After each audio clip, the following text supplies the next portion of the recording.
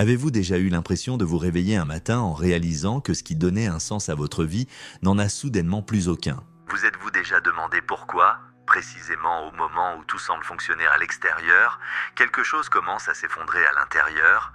Et si le moment que vous redoutez le plus n'était pas le signe que vous êtes en train d'échouer, mais celui que la personne que vous croyez être ne peut tout simplement plus continuer à exister? Carl Jung a écrit un jour « Nous ne devenons pas éclairés en imaginant des figures de lumière, mais en rendant consciente notre obscurité. » Cette phrase est souvent répétée comme une invitation à la connaissance de soi. Pourtant, peu de personnes comprennent le véritable prix de ce voyage.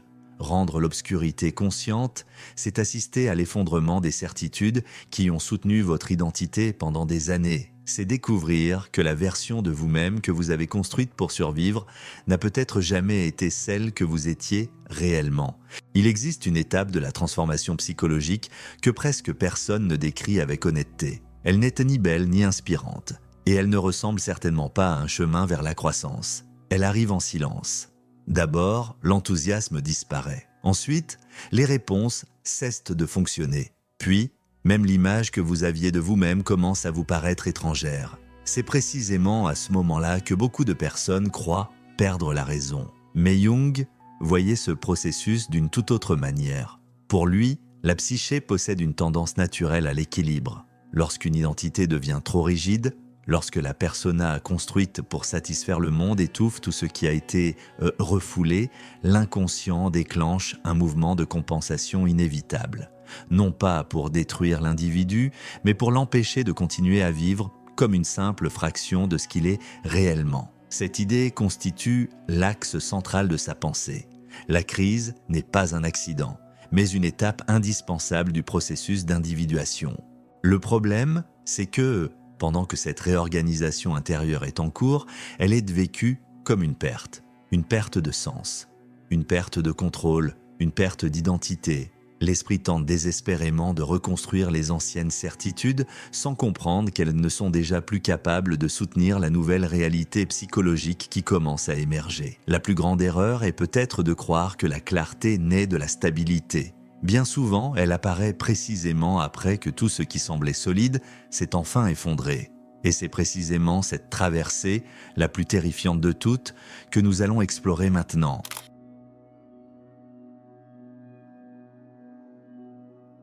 Il existe un moment dans la vie qui effraie davantage que n'importe quel échec. Ce n'est pas lorsque vous perdez votre emploi, mettez fin à une relation ou traversez une grande tragédie.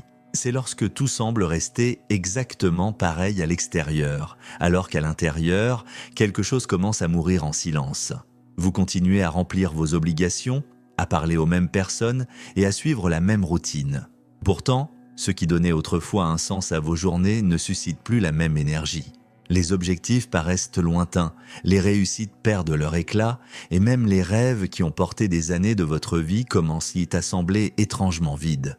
Le plus troublant, c'est que vous êtes incapable d'expliquer pourquoi. C'est précisément à ce moment-là que beaucoup de personnes croient être en train de s'effondrer. Elles cherchent une réponse immédiate, s'imaginent avoir perdu toute motivation ou pensent qu'elles ont simplement besoin de repos. Elles tentent de combler ce vide par davantage de travail, de distraction ou de nouveaux objectifs. Mais rien ne semble leur rendre ce sentiment de direction qui existait auparavant. Selon la perspective présentée dans le document de référence, cet état ne représente pas nécessairement un dysfonctionnement de l'esprit.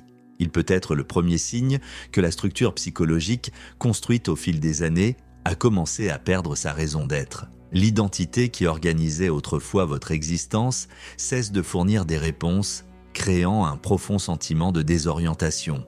Carl Jung décrivait ce type d'expérience comme faisant partie d'un processus bien plus profond qu'une simple crise émotionnelle. La psyché ne demeure pas immobile éternellement. Lorsqu'une personne reste trop longtemps enfermée dans la même image d'elle-même, en ignorant ses conflits intérieurs et ses émotions refoulées, arrive un moment où cette structure n'est plus capable de supporter le poids de sa propre réalité. C'est pourquoi la crise surgit souvent sans prévenir. D'abord, l'enthousiasme disparaît. Ensuite, les certitudes s'effondrent. Enfin, une question surgit, plus dérangeante que toutes les autres. Si tout ce qui définissait mon identité a perdu son sens, Qui suis-je réellement derrière cette identité? La plupart des gens fuirent cette question parce qu'elle semble annoncer une fin.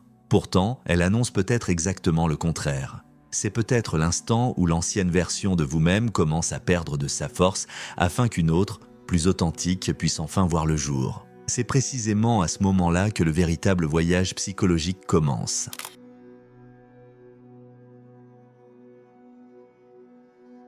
Après que le sens commence à s'effacer, quelque chose d'encore plus inconfortable se produit. Vous cessez de lutter uniquement contre le vide et vous commencez à lutter contre vous-même. De petites situations provoquent alors des réactions disproportionnées. Une remarque banale suscite une irritation inattendue. Le succès d'une autre personne éveille un malaise que vous n'oseriez jamais reconnaître. Une critique, aussi légère soit-elle, semble atteindre une partie de vous bien plus profonde qu'elle ne le devrait. Vous observez ces émotions et vous vous dites « je n'étais pas comme ça ». Mais peut-être l'avez-vous toujours été. Selon la perspective présentée dans le document de référence, c'est précisément à cet instant que ce que Jung appelait « l'ombre » commence à émerger. Elle ne représente pas le côté maléfique de la personnalité, mais tout ce qui a été refoulé afin que vous puissiez construire une image acceptable aux yeux du monde. Dès notre plus jeune âge, nous apprenons quelles émotions méritent d'être approuvées et lesquelles doivent être dissimulées. Nous apprenons que ressentir de la colère est mal, qu'éprouver de la jalousie est honteux, qu'avouer sa peur est un signe de faiblesse. Peu à peu, ces aspects de nous-mêmes ne disparaissent pas. Ils cessent simplement de faire partie de notre conscience. Le problème, c'est que tout ce qui est refoulé continue de vivre. Pendant que vous renforcez votre image de personne équilibrée, une partie silencieuse de vous accumule tout ce qui n'a jamais trouvé sa place. Non seulement votre colère, mais aussi votre courage.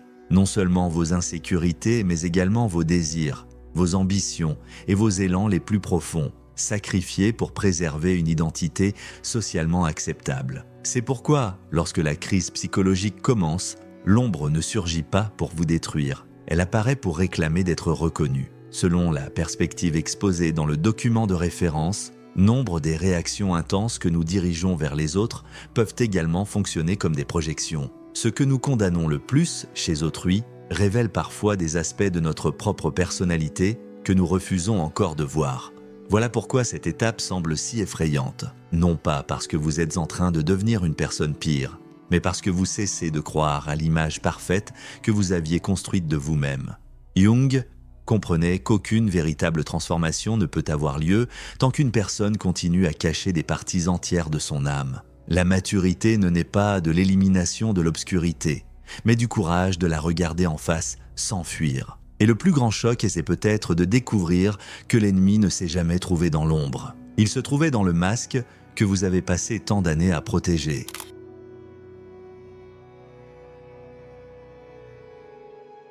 Après avoir affronté leur propre ombre, beaucoup de personnes croient que le plus difficile de la transformation est désormais derrière elles.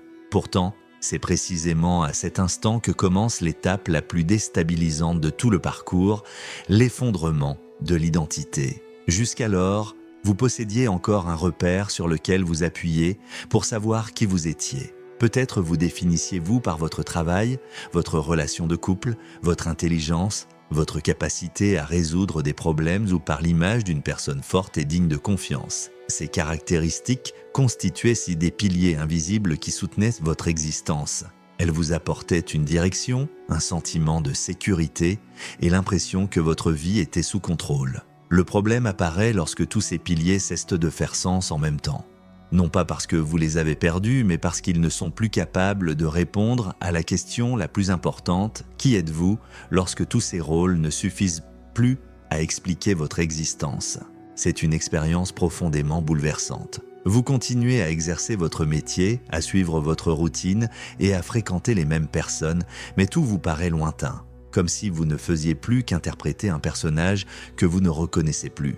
Le monde attend toujours la même version de vous, tandis qu'à l'intérieur, cette version commence lentement à disparaître. C'est à cette étape que beaucoup confondent transformation et échec. Ils pensent avoir perdu leur motivation, avoir gaspillé leur vie ou ne plus jamais retrouver leur enthousiasme. Ils essaient de récupérer leur ancienne identité parce qu'elle leur est familière, même si elle n'est déjà plus authentique. Pourtant, il existe une différence essentielle entre perdre sa direction et perdre une illusion. Pendant des années, l'ego a construit un récit pour répondre à la question « Qui suis-je » Cette réponse s'est nourrie de titres, de réussites, de reconnaissance, de responsabilités et d'attentes extérieures. Tant que tout demeurait stable, cette structure semblait solide. Mais lorsque la conscience commence à s'élargir, elle refuse désormais de se satisfaire de définitions superficielles. Voilà pourquoi cette étape suscite une peur si profonde. L'ego comprend qu'il n'est plus capable de contrôler sa propre histoire. Les certitudes s'effacent, les anciens objectifs perdent leur force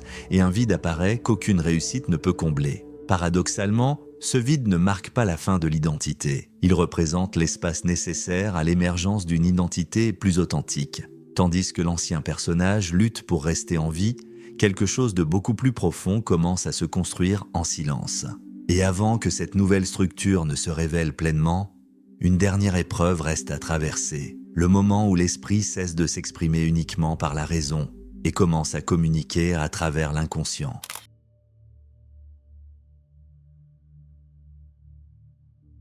Lorsque l'ego perd la force de tout contrôler, l'esprit commence à s'exprimer d'une manière totalement différente. Ce qui était autrefois étouffé par la routine, les obligations et le besoin constant de garder le contrôle trouve enfin l'espace nécessaire pour émerger. C'est à ce moment-là que beaucoup de personnes commencent à faire des rêves intenses, que d'anciens souvenirs reviennent sans raison apparente, que certains symboles se répètent, que les intuitions deviennent plus fréquentes et que des émotions surgissent sans explication logique. La première réaction est souvent la peur. Après tout, nous avons été éduqués à ne faire confiance qu'à ce que nous pouvons expliquer de manière rationnelle. Mais la psyché ne s'exprime pas uniquement à travers la logique. Elle parle aussi par des images, des sensations et des expériences qui échappent aux mots. Lorsque la conscience cesse de monopoliser toute l'attention, une couche plus profonde de la personnalité commence à participer à la construction de la réalité intérieure. Le problème, c'est que ce langage est inconnu de ceux qui ont passé toute leur vie à vouloir tout contrôler par la raison. Carl Jung a écrit « Tant que vous n'aurez pas rendu l'inconscient conscient, il dirigera votre vie et vous appellerez cela le destin ». Cette phrase révèle l'un des mécanismes les plus silencieux de l'esprit humain. Une grande partie des comportements que nous croyons choisir librement sont en réalité des réponses automatiques produites par des contenus qui n'ont jamais été observés. D'anciennes peurs influencent nos décisions présentes. Des blessures oubliées façonnent nos relations. Des expériences de l'enfance continuent de déterminer les choix de l'âge adulte sans que nous en ayons conscience. Le document de référence décrit cette étape comme le moment où la frontière entre la conscience et l'inconscient devient moins rigide. Cela ne signifie pas que la personne perde la raison, mais que des contenus jusque-là cachés commençant à participer à la vie consciente à travers des symboles, des rêves, des images et des intuitions persistantes. Le véritable défi n'est pas d'interpréter chaque rêve comme un message secret, ni de chercher une signification mystique à tout ce qui arrive. Le défi consiste à apprendre à observer. Moins vous cherchez à contrôler chacune de vos pensées, plus vous commencez à percevoir des schémas qui ont toujours été présents. C'est précisément à cette étape que beaucoup abandonnent leur transformation. L'inconnu suscite l'insécurité et revenir à son ancienne identité semble bien plus rassurant. Pourtant, ceux qui poursuivent cette traversée découvrent que l'inconscient n'apparaît pas pour détruire la conscience.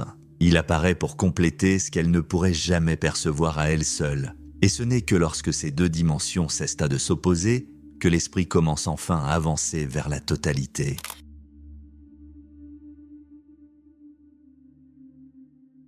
Après avoir traversé le chaos, affronté l'ombre et vécu l'effondrement de l'ancienne identité, beaucoup de personnes s'attendent à ce que l'étape suivante soit une grande révélation. Elles imaginent se réveiller un jour complètement transformé, rempli de certitude et animé d'un but inébranlable. Pourtant, l'esprit fonctionne rarement de cette manière. Ce qui apparaît le plus souvent en premier, c'est un étrange silence. Les questions demeurent sans réponse, mais elles ne provoquent plus le même désespoir. Le besoin de prouver quelque chose s'atténue. Les conflits qui absorbaient autrefois toute votre énergie commencent à perdre de leur intensité, comme une tempête qui s'éloigne enfin. Pourtant, ce silence peut être tout aussi inquiétant que le chaos lui-même. Selon la structure présentée dans le document de référence, cette étape ne marque pas la fin de la transformation, mais une période de transition au cours de laquelle la psyché cesse de détruire les anciennes structures et commence, lentement, à réorganiser ce qui est resté debout. Le problème, c'est que presque personne ne sait attendre. Nous vivons dans une culture qui exige des réponses immédiates. Lorsque la souffrance diminue, nous ressentons le besoin de combler aussitôt le vide par un nouvel objectif, une nouvelle relation, une nouvelle routine ou une nouvelle version de nous-mêmes. Nous éprouvons une anxiété constante à l'idée de retrouver le sentiment de contrôler notre existence. Mais l'esprit suit un rythme bien différent. Il ne reconstruit pas une identité du jour au lendemain. Avant cela, il doit laisser les anciens schémas disparaître complètement. Toute tentative d'accélérer ce processus risque d'emporter vers l'avenir des conflits qui appartiennent encore au passé. C'est pour cette raison que tant de personnes répètent les mêmes cycles. Elles changent de ville, de travail ou de partenaire en croyant commencer une nouvelle vie. Pourtant, elles continuent à réagir de la même manière, à choisir des personnes similaires et à affronter des conflits presque identiques. Le décor change, mais la structure intérieure demeure intacte. La véritable transformation commence lorsque le besoin de fuir cesse de guider vos décisions. Vous réalisez que vous n'avez plus besoin de convaincre qui que ce soit de votre valeur ou de votre identité. Les comparaisons perdent leur importance. L'approbation des autres cesse d'être une nécessité permanente.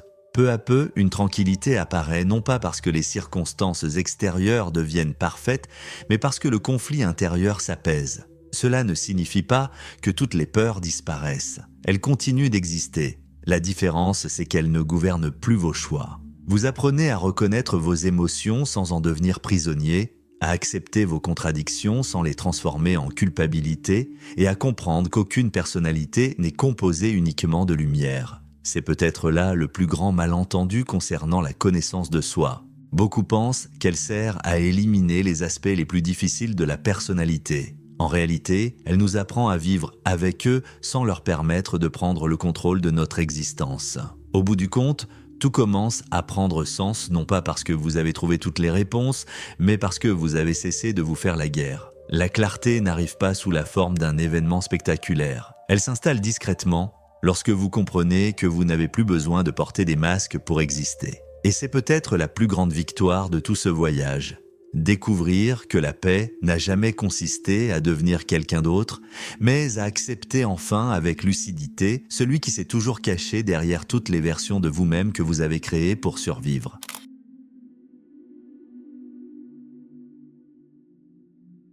Tout au long de cette vidéo, vous avez découvert que ce que nous appelons une crise peut cacher une signification bien plus profonde. Le vide qui apparaît sans explication, la rencontre avec votre propre ombre, l'effondrement de l'identité, la puissance de l'inconscient et le silence qui précède une nouvelle manière d'exister ne sont pas des étapes isolées. Ils font partie d'un même processus. L'abandon progressif de tout ce que vous avez dû devenir pour survivre, afin de vous rapprocher de ce que vous pouvez réellement être. Le document qui a inspiré cette réflexion présente cette traversée comme une succession d'étapes psychologiques conduisant à une réorganisation de la personnalité et non comme une simple période de souffrance dépourvue de sens. La question la plus importante n'est peut-être pas de savoir quand cette période prendra fin. La véritable question est la suivante. Qu'y a-t-il encore en vous qui persiste à rester caché par peur de transformer la personne que vous avez toujours cru être?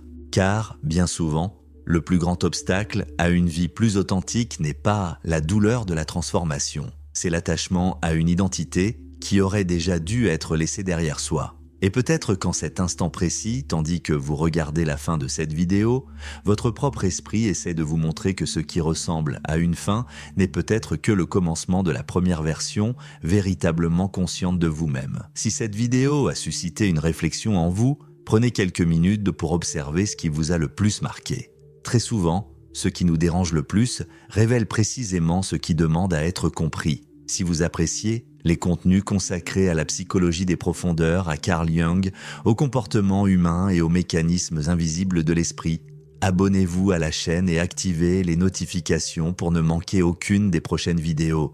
J'aimerais également connaître votre avis. À quelle étape de ce parcours pensez-vous vous trouver aujourd'hui?